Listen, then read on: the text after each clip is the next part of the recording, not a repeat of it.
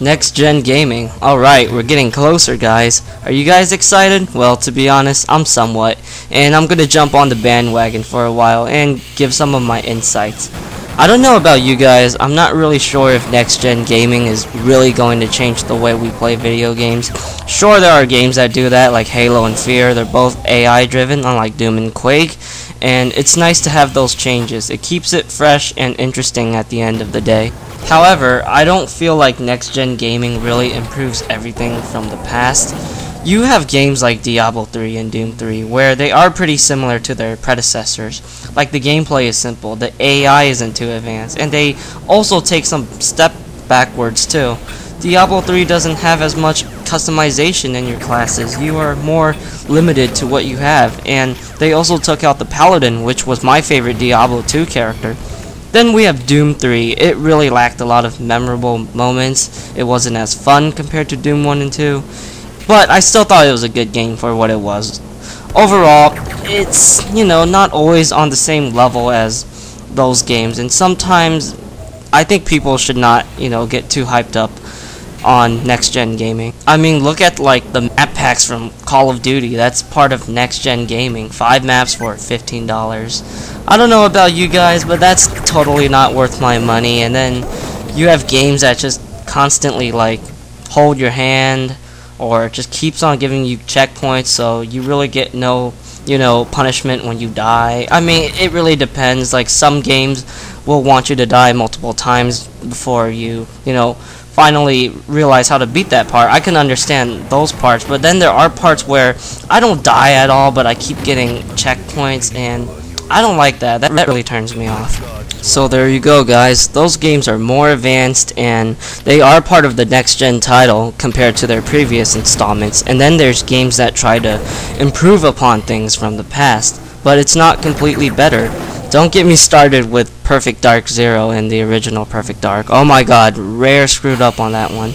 You guys also know how much I can't stand scripted events in first-person shooters, or just stupid design philosophy in general, like that new GoldenEye game.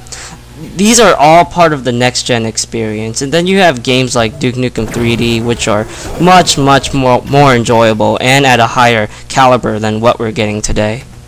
I'm not trying to be that person, that one dude who's always going pessimistic about next-gen gaming.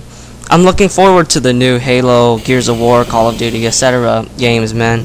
I also want to see some of the newer IPs, because there have been some cool new IPs I've played in this generation. I also played a lot of good games too, so it's still all good, and I'm looking forward to it. But then again, I also feel like I'm gonna just laugh at the industry again. I saw a gameplay video of Remember Me, and this is so bad. It's like a stealth and adventure game, but there's this constant marker that just keeps telling the player to do and where to go, to climb, to move, to jump. It's so bad, and it's totally a mood killer, and it will take me out of the immersion. But I also heard that it's only temporary, optional, so you can turn it off. Now, for the consoles, I do plan on buying a Xbox 720 on launch day if the price is reasonable, and there needs to be like 1 to 2 enjoyable games for me to play. Looking back at the 360, the launch games weren't really that great. I mean, Call of Duty 2 had a PC release, so yeah, that doesn't really count, and I think it was the most popular game for the 360 back in '05. Then you have the PS3, which I believe had the best launch release as far as the games go. But the price was definitely ridiculous. I mean, $600 for a console is just stupid. In my opinion, consoles need to be at $400 max, period. Anyways, the main reason why I believe PS3 had the best launch title was just one reason: Resistance Fall of Man. That game was the best game I've ever played, and it's easily my top 3 favorite 7th gen games I've played so far. It's extremely good, enough said, and to be honest, the launch games weren't that much better than the 360 for the PS3. I think Sony and Microsoft gotta have a better amount of launch games. They need to have a variety of genres, but most importantly, they have to be good and feel like the developers put in so much work into them that you will play them as time moves on, and even if you beat the game, you will still play it. Microsoft needs to stop doing these PC and Xbox 360 only type of deals. I don't get them. I mean, if you want sales for your console, make exclusive titles. It's what sells the console. I wouldn't play, Doom for PC if Doom wasn't a very well-known PC game, or PC exclusive if you want to call it that way. I believe Microsoft really needs to push that idea even further, because most of the time, the only exclusive titles I can think of for Xbox are generally Forza, Gears, and Halo, maybe Call of Duty if that works. Then you look at the PS3 and there's so much stuff that the console has. Little Big Planet, God of War, Resistance, Killzone, Heavy Rain, etc.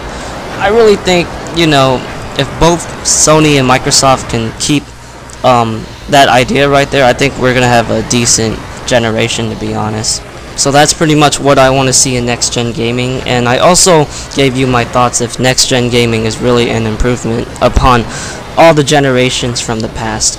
I personally think it's going to be more of the same of what we're seeing today in our generation. Developers are trying to cater their work to the masses, supporting tutorials and getting rid of game manuals, supporting overpriced DLCs, etc. All of that stuff with better graphics and hardware. I think the early console games will run at 60 frames per second, but once they reach their limitation, it will be back to 30 frames per second.